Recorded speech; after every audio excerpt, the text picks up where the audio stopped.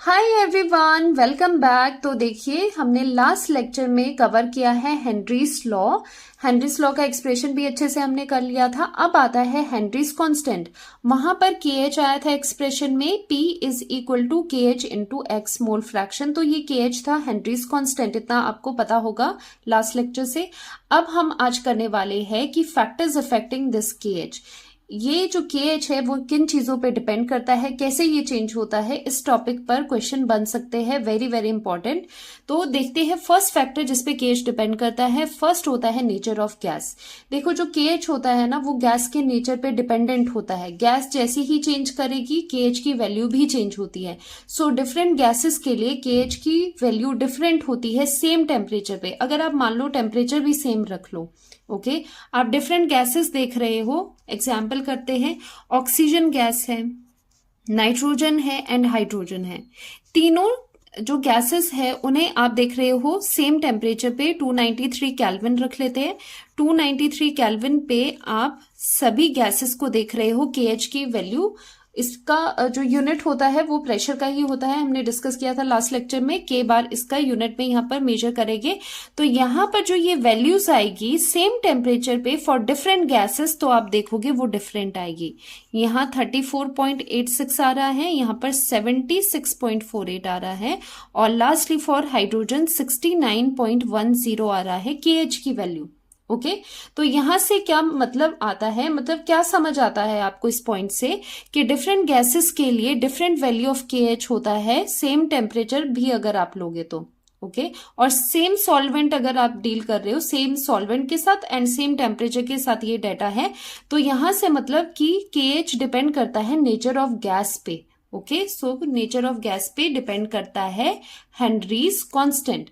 अब नेक्स्ट आता है सॉल्वेंट की चॉइस। अगर हमने डिफरेंट ले ली तो क्या होगा, तो वो भी KH की वैल्यू भी डिफरेंट होगी। मान लेते हैं कि हमने गैस एक ही तरह की ली है। ओके, तो एक ही गैस के साथ आप डील कर रहे हो, यहां पर हाइड्रोजन है, यहां पर भी हाइड्रोजन है, लेकिन जो सॉल्वेंट है, अब जो आपके पास यहां पर सॉल्वेंट है वो आपने डिफरेंट ले लिए। फर्स्ट में आप सॉल्वेंट वाटर लेते हो, सेकंड में सॉल्वेंट आप बेंजीन लेते हो। फर्स्ट केस में आपने हाइड्रोजन गैस को वाटर में सॉल्यूबल करना है, और सेकंड केस में उसी गैस को आपने बेंजीन में सॉल्यूबल करना है, एंड टेम्परेचर आप सेम रख रहे हो। तो जो KH की वैल्यू है वो कैसी आएगी, तो बेशक गैस सेम है लेकिन सॉल्वेंट अब चेंज हो गया तो KH भी चेंज होता है। यहाँ पर इसकी वैल्यू 71.18 आती है, और विद बेंजीन, अगर सॉल्वेंट आप बेंजीन ले रहे हो तो उस केस में 3.67 ये वैल्यू आती है। सो यहां से पता चलता है different values of KH for different solvent for a gas होती है। तो जो KH है, पहली बात वो नेचर ऑफ गैस पे डिपेंड करता है। गैस डिफरेंट है तो KH की वैल्यू डिफरेंट होगी। नेचर ऑफ सॉल्वेंट पे भी वो डिपेंड करता है। अगर सॉल्वेंट डिफरेंट होगा फॉर अ सेम गैस भी, तो भी KH की वैल्यू डिफरेंट होती है। ये ऐसा क्यों होता है, क्योंकि वहां पर जो इंटरेक्शन होती है वो डिफरेंट डिफरेंट होती है। तो सॉल्युबिलिटी डिफरेंट होगी तो KH की वैल्यू डिफरेंट होगी। थर्ड पॉइंट है सॉल्युबिलिटी पे आ जाते हैं, वेरी इंपॉर्टेंट। तो देखिए यहां पर कि जो हम KH की बात करते हैं, देखो हेनरीज लॉ क्या था, हेनरीज लॉ कहता था कि प्रेशर जो है that is equal to KH Henry's constant into x। अब मुझे ये बताओ, ये x क्या है, ये मोल फ्रैक्शन है, ठीक है, ये है मोल फ्रैक्शन। लेकिन ये किसका मोल फ्रैक्शन है, ये क्या बताता है, ये बताता है कि कितने मोल्स, मोल का फ्रैक्शन मतलब नंबर ऑफ मोल्स ही होते हैं ना, उनका फ्रैक्शन होता है। तो ये बताता है कितने मोल्स सॉल्यूबल है सॉल्वेंट में, मतलब कितने मोल्स ऑफ गैस जा रहे हैं, सॉल्यूबल हो रहे हैं सॉल्वेंट में। तो इनडायरेक्टली ये हमें सॉल्युबिलिटी बताता है। ठीक है, सॉल्युबिलिटी में भी तो यही देखते हैं हम कि कितना सॉल्यूबल हो रहा है कोई भी जो सॉल्यूट है, या फिर आप कह सकते हो गैस है। तो यहां पर आपको ये पता चल रहा है, यहां से जो ये x है ये कहीं ना कहीं सॉल्युबिलिटी को रिप्रेजेंट कर रहा है। आई बात आपको समझिए कि ये सॉल्युबिलिटी को को शो कर रहा है। अगर आप प्रेशर को इंक्रीज करते हो तो ज्यादा x की वैल्यू बढ़ती है, मतलब मोल फ्रैक्शन बढ़ता है। मोल फ्रैक्शन बढ़ रहा है तो number of moles of that, जिसका मोल फ्रैक्शन है, जैसे ये गैस का मोल फ्रैक्शन है, तो number of moles of gas जो डिसॉल्व हो गए सॉल्वेंट में वो भी बढ़ेंगे। ओके, तो यहां से हमें ये वाली चीज समझ आती है, ये प्रोपोर्शनल है। लेकिन केएच के साथ ये क्या है, एट कांस्टेंट प्रेशर। अगर आप प्रेशर को कांस्टेंट कर दे तो क्या आपको देखने को मिलता है कि जो ये केएच है that is inversely proportional to the mole fraction. मतलब अगर प्रेशर कांस्टेंट कर दिया जाए और केएच की वैल्यू इंक्रीज है, अगर ज्यादा है, तो ये जो मोल फ्रैक्शन है वो कम होगा। मतलब ये दोनों इनवर्सली प्रोपोर्शनल है आपस में। तो यहां से एक कंक्लूजन हम निकालते हैं कि KH is inversely proportional to the solubility. जितना ही केएच की वैल्यू ज्यादा होगी, जितना ही केएच की वैल्यू ज्यादा आपको मिलेगी किसी गैस के लिए, उसकी सॉल्युबिलिटी उतनी ही कम होगी। वाई सो, क्योंकि यहां से हमने समझ लिया है कि जितना केएच ज्यादा होगा एक्स की वैल्यू कम होगी। एक्स क्या है, मोल फ्रैक्शन ही है कि कितना अमाउंट डिसॉल्व हो रहा है गैस का, सॉल्युबल हो रहा है सॉल्वेंट में। सो ये चीज हमने यहां पर समझ ली। Greater the value of KH, lower is the solubility of gas at the same temperature and pressure. Okay, तो यहां पर भी कुछ एक डाटा के साथ हम ये चीज देखेंगे। देखो, दो गैसेस लेते हैं हम, डिफरेंट गैसेस लेते हैं। यहां पर हम गैस लेंगे, फिर टेम्परेचर देखेंगे, फिर उनके लिए केएच की वैल्यू देखेंगे। ठीक है, और सॉल्वेंट यहां पर हमने सेम रखना है, क्योंकि सॉल्वेंट चेंज कर दोगे तो वैसे ही केएच चेंज हो जाता है। सॉल्वेंट वाटर में ये दोनों की सॉल्युबिलिटी देखनी है। सो फर्स्ट गैस देखेंगे ऑक्सीजन, सेकेंड नाइट्रोजन। इन दोनों गैसेस को सेम टेम्परेचर पे 293 केल्विन पे आपने देखा, तो वहां पर जो डेटा आया एक्सपेरिमेंटली, केएच की वैल्यूज आपके पास आई थी, वो था 34.86 फॉर ऑक्सीजन। नाइट्रोजन के लिए 76.48 वैल्यूज आपके पास आई है। सॉल्वेंट दोनों का सेम रखना है, दोनों की सॉल्युबिलिटी वाटर में देख रहे हैं, टेम्परेचर दोनों का सेम रख रहे हैं, तो सॉल्युबिलिटी यहां से आपको अब पता चलेगी। सिंस वी नो दैट कि ये इनवर्सली प्रोपोर्शनल टू सॉल्युबिलिटी है, तो यहां पर आप कर सकते हो कि फॉर ऑक्सीजन केएच की वैल्यू कम है, केएच की वैल्यू कम है ऑक्सीजन के लिए, तो इसकी सॉल्युबिलिटी क्या होगी, ज्यादा होगी।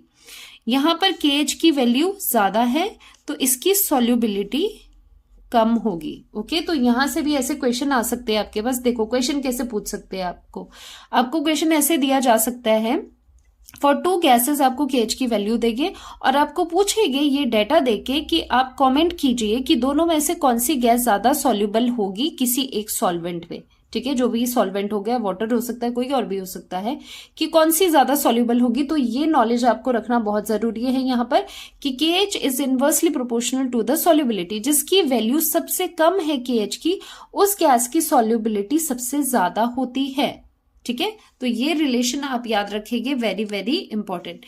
अब देखो, तो यहां से क्या कंक्लूजन निकाला कि oxygen is more soluble than nitrogen in water, जो भी यहाँ पर सॉल्वेंट लिया है, क्योंकि यहाँ पर ऑक्सीजन के लिए जो केएच की वैल्यू है वो कम है और नाइट्रोजन के लिए जो केएच की वैल्यू है वो ज्यादा है। केएच कम है तो इसकी वजह से सॉल्युबिलिटी भी ज्यादा है, केएच ज्यादा है इस वजह से सॉल्युबिलिटी कम है। तो ये एक बहुत बहुत ज्यादा इंपॉर्टेंट पॉइंट है, ये वाला जो फैक्टर है बहुत इंपॉर्टेंट है। क्वेश्चन इससे बनते ही बनते हैं, आप इसे ध्यान से देखेंगे। लास्ट करते हैं टेम्परेचर। वैसे टेम्परेचर हम सॉल्युबिलिटी के जो factors affecting solubility of gas in liquid था उसमें भी कर चुके हैं। देखो, जो डिसोल्यूशन होती है, ये सब चीजें होती है, गैस की dissolution in liquid that is exothermic in nature, मतलब उससे हीट रिलीज होती है। तो वहां पर लास्टली हमने एक चीज करी थी। देखो, लास्टली ये रिलेशन हम कर चुके हैं, क्या कर चुके हैं, जब हम टेम्परेचर का इफेक्ट देखते हैं सॉल्युबिलिटी पे, तो एक बात हमने पीछे देखी थी, अगर हम गैस इन लिक्विड की बात कर रहे हैं सॉल्युबिलिटी की, तो solubility is inversely proportional to temperature था। ठीक है, वो हमने ली चार्टलियर प्रिंसिपल वगैरह से भी देख लिया था, क्योंकि dissolution of gas in liquid is exothermic in nature, उससे हीट रिलीज होती है। तो वहां पर क्या होता है, जैसे ही आप टेम्परेचर इंक्रीज करते हो तो बैकवर्ड डायरेक्शन में इक्विलिब्रियम शिफ्ट होता है, रिएक्शन बैकवर्ड जाएगी जिसमें सॉल्युबिलिटी कम होती है। और वैसे भी एक चीज मुझे बताओ, जब आप कोल्ड ड्रिंक पीते हो ना, आपको ठंडी कोल्ड ड्रिंक पीने में मजा आता है या फिर गर्म, मतलब थोड़ी सी वार्म हो जाए तब मजा आता है? जो फ्रिज में रखी हुई कोल्ड ड्रिंक होती है उसमें ज्यादा फिज फील होता है ना। फिज का क्या मतलब है, कार्बन डाइऑक्साइड जो डिजोल्व फॉर्म में है। तो अगर आप कोल्ड ड्रिंक यहाँ पर ग्लास में ले रहे हो, वो आपने फ्रिज से निकाली है, मतलब उसका टेम्परेचर डाउन है, वो कोल्ड है, और दूसरी कोल्ड ड्रिंक है जिसका टेम्परेचर थोड़ा ज्यादा है, रूम टेम्परेचर पे ही है, बाहर है, तो वो थोड़ी कंपैरेटिवली वार्म है, तो दोनों में से किसे पीने में मजा आएगा, किसमें ज्यादा फिज होगा? ऑब्वियसली कोल्डर वन में। ठीक है, वो तो वैसे ही देख सकते हो, लेकिन इसके बिहाइंड जो साइंस है, जो इसमें रिलेशन यूज हो रहा है, दैट इज दिस। क्योंकि टेम्परेचर जैसे ही कम होगा, solubility of carbon dioxide in the जो भी आपका वो कोल्ड ड्रिंक है उसमें ज्यादा हो जाएगी, इसीलिए जो कोल्ड ड्रिंक होती है उसमें ज्यादा फिज होता है, इसी वजह से आपको अच्छा फील होता है। क्योंकि देखो, जो ये कोल्ड ड्रिंक्स वगैरह होती है, इसमें पीने में मजा कब आता है? जब आपको वो फिजीनेस मिलती है। ठीक है, वो स्पार्क सा मिलता है, वो किससे मिलता है? Due to dissolved carbon dioxide. Temperature कम होगा, कार्बन डाइऑक्साइड उसमें सॉल्यूबल ही रहेगी, आपको वो फिज फील होगा। जैसे ही वार्म हो गया, बाहर गर्मी है, बाहर आपने बॉटल रख ली है, और उसके बाद क्या होगा? वो फिज आपको फील नहीं होगा, बिकॉज टेम्परेचर राइज करने से सॉल्युबिलिटी कम हो रही है। और वैसे भी आप देख सकते हो, जैसे ही, या फिर ये कर लो कि अगर आप इस चीज को हीट कर रहे हो, तो यहाँ पर जो डिसॉल्व्ड गैस है वो एस्केप हो जाती है, गैस बाहर निकल जाती है, ऐसे भी समझ सकते हो। ठीक है, तो टेम्परेचर का ये रिलेशन तो आपको पता है। दूसरा रिलेशन हम केएच का भी अभी कर चुके हैं कि solubility is inversely proportional to Henry's constant. ये चीज भी हम लास्ट वाले पॉइंट में कर चुके हैं। तो यहां से अगर आप देखो, ये टेम्परेचर और केएच आपस में क्या है? ये तो डायरेक्टली प्रोपोर्शनल आए इस रिलेशन से। इसी वजह से हम यहां पर लिखते हैं कि KH is directly proportional to temperature, कि जैसे ही टेम्परेचर बढ़ता है KH की वैल्यू भी इंक्रीज करती है। ठीक है, तो टेम्परेचर बढ़ने से KH की वैल्यू क्या करेगी? इंक्रीज करेगी। तो यहां पर हम देख लेते हैं गैस क्या है, टेम्परेचर क्या है, एंड KH की वैल्यू क्या है। अब आप सेम गैस लोगे, क्योंकि कंपैरिजन करना इजी हो जाएगा, गैस चेंज कर दोगे, बिकॉज अगर आप गैस चेंज करोगे तो वैसे ही KH की वैल्यू डिफर हो जानी है। सो यहाँ पर एक ही गैस के साथ हम देखते हैं, ऑक्सीजन गैस हम ले लेते हैं। दोनों के टेम्परेचर क्या करते हैं? डिफर करते हैं। एक बार आप ऑक्सीजन को लोगे 293 केल्विन पे, सॉल्वेंट सेम रख लो, सॉल्वेंट दोनों के लिए सेम रख लो, कोई भी सॉल्वेंट रख लो, वाटर भी रख सकते हो, कुछ और भी रख लोगे। और दूसरे केस में 303 केल्विन आपने टेम्परेचर इंक्रीज कर दिया, सेम गैस के लिए सेम सॉल्वेंट है, लेकिन टेम्परेचर डिफर हो रहे हैं। तो KH पे क्या फर्क पड़ रहा है देखना। KH is directly proportional to temperature. जिस गैस के लिए टेम्परेचर ज्यादा होगा, उसकी KH की वैल्यू भी ज्यादा होगी। तो 303 केल्विन के लिए KH की वैल्यू ज्यादा होनी चाहिए, और होता भी ऐसा ही है। 46.82 वैल्यू होती है इसके लिए, और लो टेम्परेचर के लिए KH की कम वैल्यू होगी 34.86। तो यहां पर आप देख सकते हो कि टेम्परेचर जब आपका ज्यादा था तो KH की वैल्यू भी ज्यादा थी, और यहां पर आप देख सकते हो टेम्परेचर की वैल्यू जब कम थी तो KH की वैल्यू भी कम थी। तो ये वाला रिलेशन भी इंपॉर्टेंट है, और इसी से ही ये चीज हम कह सकते हैं कि जो आपकी एक्वेटिक स्पीशीज है, फिशेज है, जो एक्वेटिक ऑर्गेनिजम्स है, वो ज्यादा कंफर्टेबल होते हैं कोल्ड वाटर बॉडीज में रेदर देन वार्म वाटर। क्यों? क्योंकि जब आपका वाटर वार्म है, यहां पर क्या है, यहां पर वार्म वाटर लिया है आपने, ठीक है, और यही यहां पर आपने कोल्ड वाटर लिया है। ठीक है, तो यहां पर कोल्ड में क्या होगा? टेम्परेचर कम है, टेम्परेचर कम होने की वजह से, since temperature and solubility are inversely proportional, temperature कम होने से सॉल्युबिलिटी ऑफ ऑक्सीजन ज्यादा होगी, तो ऑक्सीजन की सॉल्युबिलिटी ज्यादा होगी, एंड ऑक्सीजन चाहिए एक्वेटिक लाइफ को सस्टेन करने के लिए भी। आपको पता होगा कि ऑक्सीजन डिसॉल्व होती है वाटर में, तभी जाके जो एक्वेटिक लाइफ है वो सस्टेन कर पाती है। लेकिन अगर मान लो कि जैसे वार्म हो रहा है, टेम्परेचर ज्यादा हो रहा है, ग्लोबल वार्मिंग आजकल बढ़ रही है, तो उससे क्या हो रहा है? टेम्परेचर राइज हो रहा है, तो वाटर बॉडीज का भी टेम्परेचर राइज हो रहा है। तो टेम्परेचर राइज होने से क्या हो रहा है? सॉल्युबिलिटी कम हो रही है, तो ऑक्सीजन की जो सॉल्युबिलिटी है वाटर में वो कम हो रही है, जिसकी वजह से जो एक्वेटिक एनिमल्स भी है, एक्वेटिक लाइफ है, वो भी खतरे में है, उन्हें भी ऑक्सीजन लेने में प्रॉब्लम हो रही है। क्योंकि अगर वाटर में ऑक्सीजन ही अच्छे अमाउंट में नहीं डिसॉल्व होगी तो वो उनका इंटेक कैसे करेंगे? ठीक है, तो ये ही चीज मैं लास्ट लेक्चर में भी डिस्कस कर चुकी हूं। इसीलिए मोर कंफर्टेबल है aquatic species in the colder water bodies as compare to the warmer one. Why? क्योंकि सॉल्युबिलिटी से आप इस चीज को कर सकते हो। ठीक है, तो ये था अपना KH, किन चीजों पे KH डिपेंड करता है। तो एक एक करके हमने सब चीजें कर ली, इस पर भी क्वेश्चन बनते हैं, तो कोई भी टॉपिक हम यहाँ पर छोड़ने वाले नहीं हैं। और हाँ, अगर एक ग्राफ भी मैं आपको करवा लेती हूँ। अगर आप ग्राफ का सोचो, देखो ये क्या होता है, हेनरीज लॉ क्या कहता है, pressure is equals to KH into x. अगर वैसे तो छोटा सा ही टॉपिक है, ये बहुत छोटी सी चीज है, आपको पता होगा। अगर इसमें ग्राफ पूछ ले, pressure of the gas and mole fraction of the gas, तो क्या करोगे, आपने मैथ्स में पढ़ा है ना, y equals to mx plus c। तो ये m क्या होता था, स्लोप होता था। y को हम y एक्सिस में करेंगे तो प्रेशर को यहाँ पर प्लॉट कर देंगे, मोल फ्रैक्शन को नीचे कर देंगे। और ये किसकी इक्वेशन है, स्ट्रेट लाइन की इक्वेशन है। तो यहां से बीच से इस तरह से ग्राफ बनेगा विद द स्लोप। स्लोप क्या हो जाएगा, स्लोप ये KH हो जाएगा। स्लोप क्या हो जाएगा, KH। तो ये छोटी सी चीज थी। हेनरीज लॉ को अगर आप ग्राफिकली बताना चाहते हो तो आप ऐसे बता सकते हो। ठीक है, क्योंकि ये डायरेक्टली प्रोपोर्शनल है आपस में। तो यहाँ पर हेनरी लॉ अभी हमने खत्म किया है। KH का भी देखा है, KH कैसे डिपेंड करता है डिफरेंट फैक्टर्स पे। अब बहुत ज्यादा इंपॉर्टेंट चीज एक स्टार्ट होने वाली है नेक्स्ट लेक्चर से, हेनरी लॉ की एप्लीकेशंस। वेरी वेरी इंपॉर्टेंट, जिसे हम नेक्स्ट लेक्चर में कवर करेंगे। आई होप आपको ये वीडियो हेल्पफुल लगा होगा, और बाकी अच्छे से पहले इससे प्रैक्टिस करेंगे।